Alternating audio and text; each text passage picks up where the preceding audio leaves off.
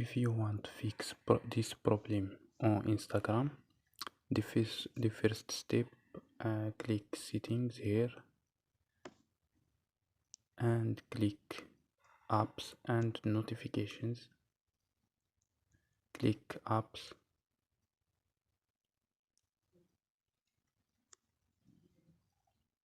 cherche Instagram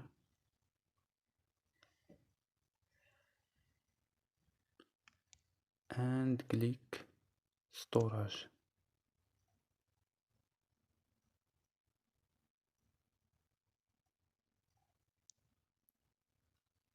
And click this option here, clear data. Click OK. So don't forget like and subscribe. Bye.